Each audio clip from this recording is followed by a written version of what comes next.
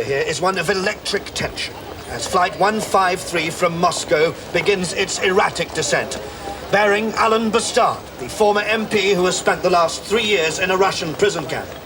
And the question on everyone's lips is, how will he have been affected by this appalling ordeal? Will he be the same man with the same drive and joie de vivre, or will he be a pathetic husk of his former self? I know that's really 5 questions, but things are very tense here.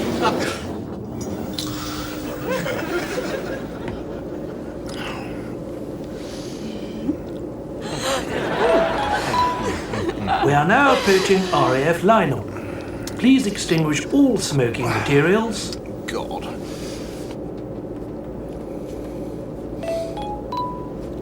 Fasten your seatbelt, Mr. Bastard.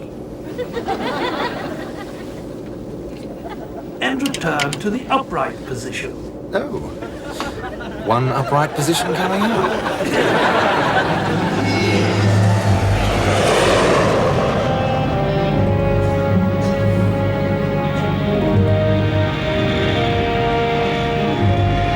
Historic airstrip that has witnessed the return of Terry Waite, Brian Keenan and John McCarthy. And we very much hope that Mr. Bastard will be giving a press conference to explain how it was he became a prisoner in the notorious Gulag.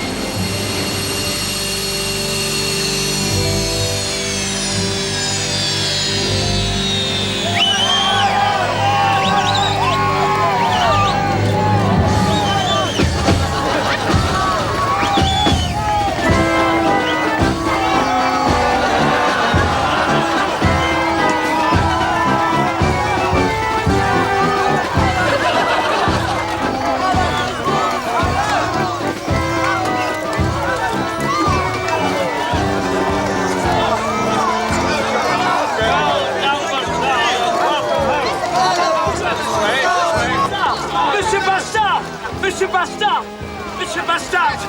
Welcome home, Monsieur Bastard! You know, this is your home. You have a frog or some such. Alan, did you get anything to eat on the flight? My sex life is absolutely none of your business. Monsieur Bastard! Monsieur Bastard! How does Russia compare to Britain? Well, it's dirty, it's depressed, it's poverty-stricken, it's riddled with corruption. But it's my home. Alan, one more. Alan, can you tell us how you became a Russian political prisoner? Yes, I can. I was betrayed by the 2 people who I loved and trusted more than anyone else in the world, apart from, obviously, Margaret Thatcher. I'm not naming any names, but they know who they are. What do you feel about the Tory victory? Well, it was an absolute disaster. I mean, our whole campaign was designed to lose, so we could put Labour back in and they could carry the can for the total collapse of the British economy. I mean, consider the facts. We destroyed the health service, we dismantled the state education system, and we demolished British industry. Do you realise 25 years ago, the manufacturing sector employed 11 million people? Today, it consists of one man called Kevin who runs a bicycle repair shop in Ripon. And he's working on short time. We hiked up the interest rates so that millions of traditional Tory voters could no longer afford to pay their mortgages. And on top of all that, we chose for Prime Minister a bank clerk with all the charisma of a contraflow system, and still Kinnock managed to avoid winning the election. I underestimated the man. Can you tell us about your daily routine inside the prison camp? No, I'm afraid I can't, Froggy, because I have signed an exclusive contract with Robert Maxwell to give his papers my amazing story. But haven't you heard? Maxwell's dead. Oh, really? Well, he was looking larger than life at the Vladivostok Hilton yesterday afternoon. Thank you very much, ladies and gentlemen.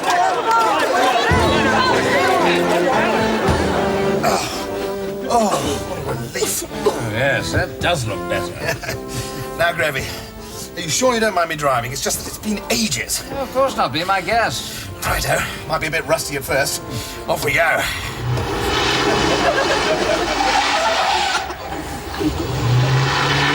Yes, I see what you mean. So what now, Bastard? You've lost your seat, your businesses are all ruined. I know. It's also desperately depressing. Well, I shall just have to cheer myself up by killing my wife. In the most protracted manner possible. Oh. What do you mean, You're not knobbing her again, are you? No, but just listen to this.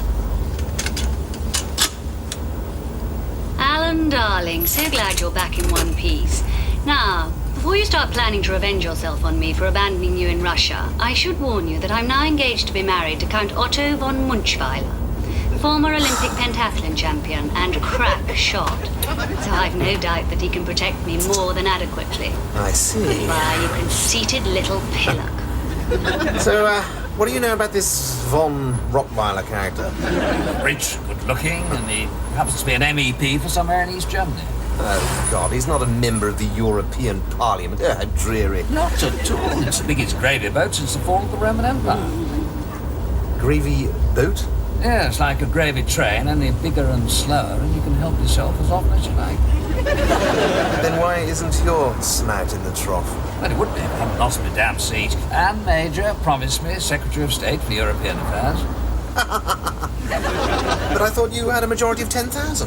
Yes, but unfortunately the local voters seem to think that as Environment Minister I shouldn't have cited a nuclear waste reprocessing plant right in the middle of my own constituency. Naughty, naughty. Clean your windows. All right, Jesus! Terrorists! All right, free is for free!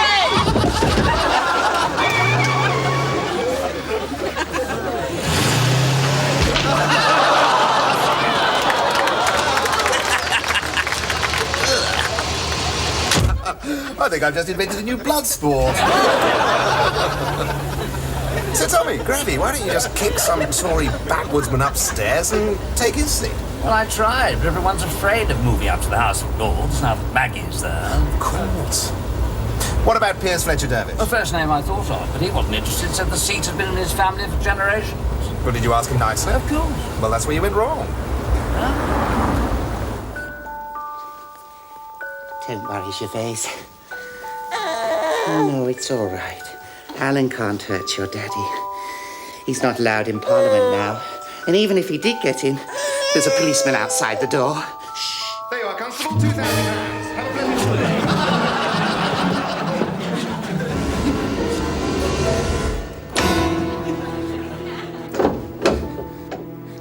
Hello, Pierre. Oh, I see you're sharing with John Selwyn Gummer these days. I didn't do it. You didn't do what? You mean I did Russia? It was all Sarah's idea. I'm too stupid, you know that. I thought a gulag was a Hungarian casserole. Never mind, Piers. No harm done. You mean you forgive me? Of course, Piers. These are the caring 90s after all. Thank you, Alan. Oh, and to think, I had a cyanide pill installed in one of my teeth, just in case. Yes.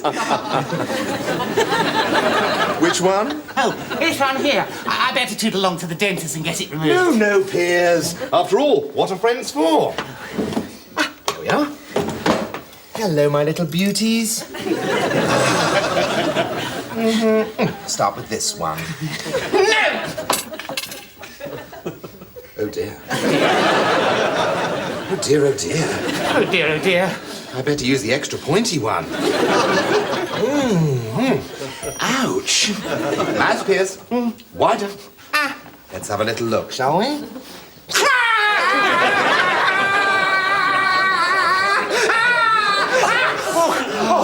Gotta have a local anaesthetic. Of course you can, Piers. Is that local enough for you?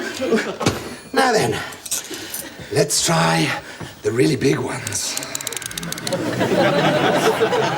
Now, it's the one at the back, you said, nice and wide. There we go.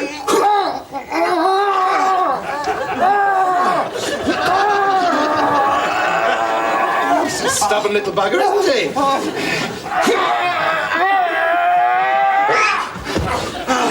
There he is. Say thank you, Piers. Thank you, Piers. Now, Piers, here's something you can do for me. Oh, yes? I'd like you to resign your seat. Possibly resign, Alan. They're tipping me to become the next Chancellor of the Exchequer.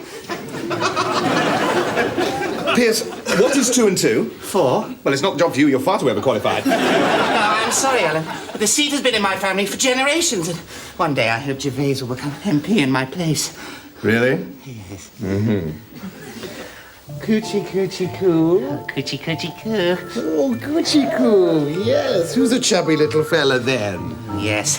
Too many constituency lunches, I'm afraid. I was talking to the baby, Piers. Oh, look. That's a long way down, isn't it?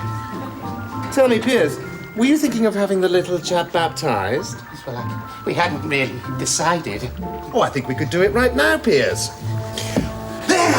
Well, the Thames is running fast and deep and dark. No!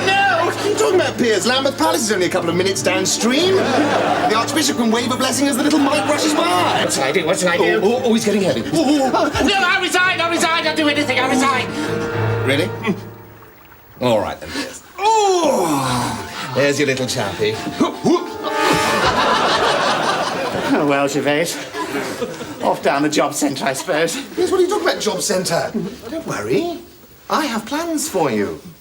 Listen, as soon as Sir Greville takes over your seat, Major is going to make him the Secretary of State for ripping off the European community.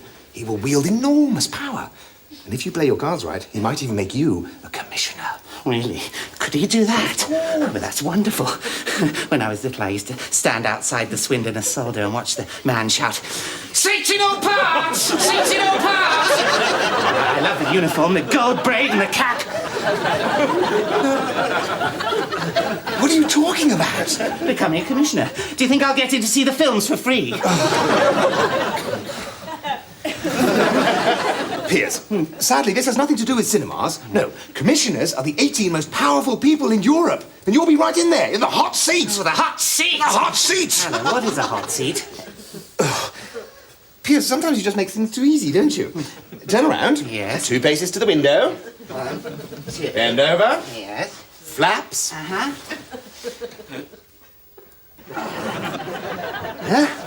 And this, Piers, is a hot seat.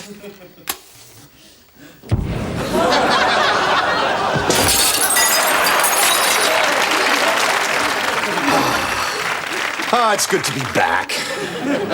Who needs coal?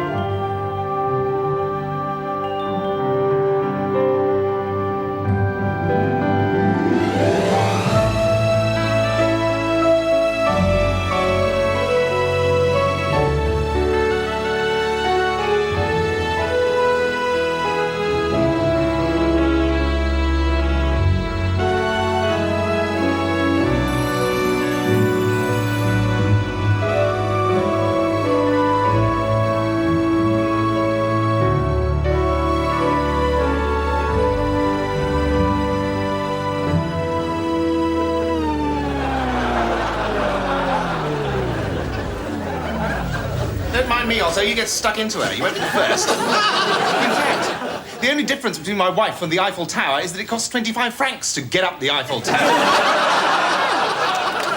Oh, how lovely to see you. And how apt of you to conceal yourself in a stable full of horse shit.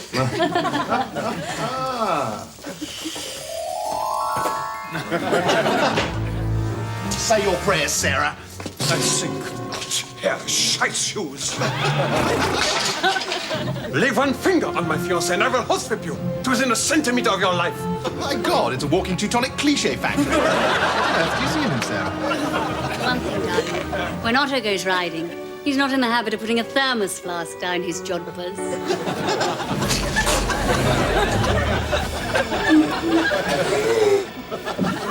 Thank you. Now, if you'll excuse me, I think I'll see to the horses. Olympic gold medal winning shoe jumpers need careful treatment. Although, I think perhaps a good wash would not do you any harm either. What?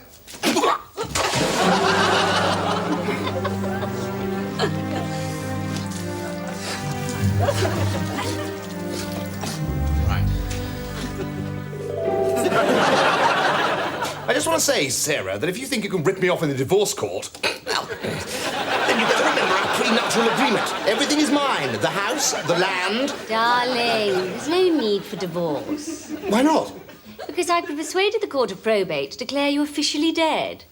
So in the eyes of the law, I'm a rich widow. Everything's mine. The houses, the cars, the Swiss bank account. Not the Swiss accounts. But what am I going to live on? Well, you could always get a job. A what? A job, you know, where you go somewhere every day, do something undignified. And at the end of the week, they give you a sum of money barely sufficient to buy a cocktail at Annabelle's. Shall I throw him off our land, my little Edelweiss? Yeah. Just let me get my camera. Look, Sarah, you can't do this to me. I've just come out of a Russian prison. I had nothing to eat but thin potato soup. Unless I was lucky enough to win the weekly cockroach raffle. This is stupid. Have you any idea what it's like to wake up in the middle of the Siberian night with a rat gnawing at your private parts? As far as I'm concerned, darling, you're describing our honeymoon.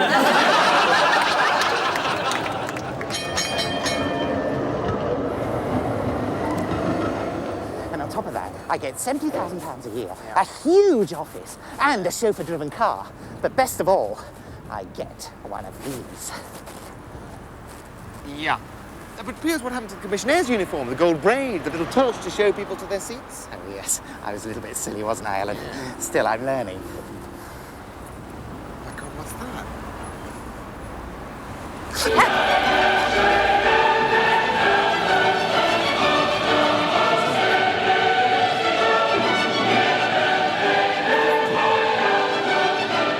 Here, everything was on the plate.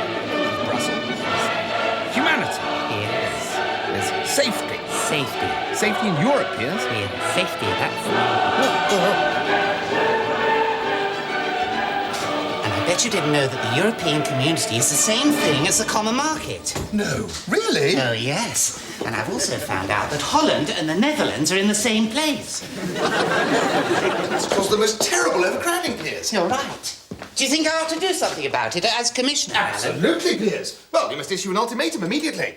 If Holland doesn't withdraw from the Netherlands at once, then we'll cut off their timber supply and decimate the clong industry. Do it. Well, nice little office. Oh, I'm so powerful now, Alan. I can do anything. Really? Can you make coffee? Yes. 2 sugars. Righty-ho.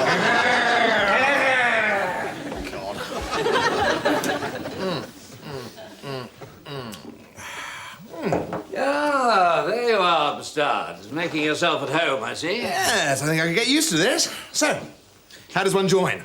Well, I think I could sell you a safe seat for the 1994 Euro elections. 94? Oh, no, Gravy, I can't wait that long. No, Europe is a vast, comatose chicken just begging for a damn good plucking. Oh, I can almost feel the gravy dribbling down my chin as we speak. Tell me, how did you get on with the lovely Sarah? I've been scouring the obituaries, but so far nothing. I know. Before I could get my fingers around her deceiving little throat, Von Legover frog-marched me off my own land. She's typical bloody kraut behaviour. Oh, come, Alan. We're all in Europe now. We mustn't call the Jerrys krauts anymore. Besides, he's Danish. What? Well, then how come he represents an East German seat? Oh, you are so silly sometimes, Alan. Excuse me, Gravy. Piers! Is that coffee piping hot? Oh, yes.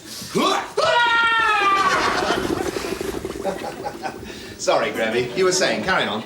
Well, actually, Fletcher Dervish is quite right for once. You can stand for election in any European constituency. Really? Oh, yes.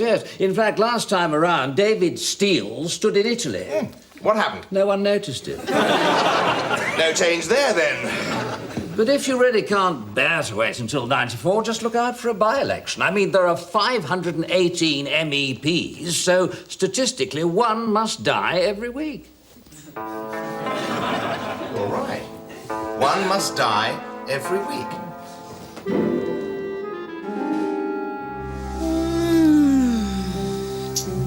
Wake up, darling. Another busy day ahead. Oh, I love you. Otto, you're cold.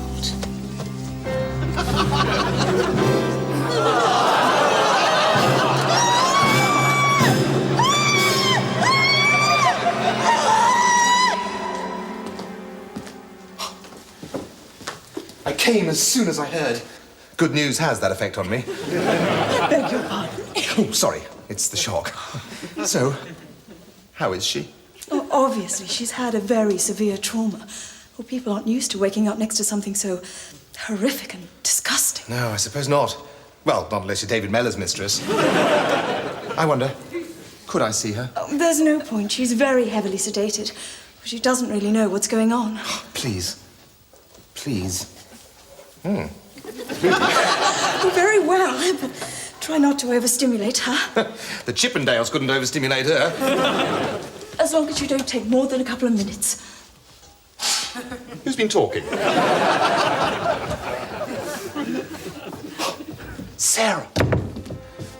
Sarah, darling, how are you? Terrible shame about poor Otto, wasn't it? Silly chap quite lost his head over you, didn't he? Apparently, Silage, the gardener, admitted in his suicide note that he actually murdered Otto because he couldn't stand to see the young master, me, being cuckolded by a crat. No, sorry, Dane. Gotta hand it to old Silage, though. Must be the first time a hedge trim has been used in a joint suicide and murder bid. Come to think of it, must be the first time the Halter Price Staghounds have had German MEP for breakfast. Anyway, look what I brought you. Ugh. I just had a few documents drawn up, putting all my property back in my name, and, oh, look, all of yours as well. So, I know this must be a terribly difficult time for you, darling, but seeing as I'm here, if you wouldn't mind just signing here, and here, and also this cheque made out to Bolivian Assassination Services Limited for £10,000. That's lovely. Didn't hurt, did it? All done. Shall we shake on it?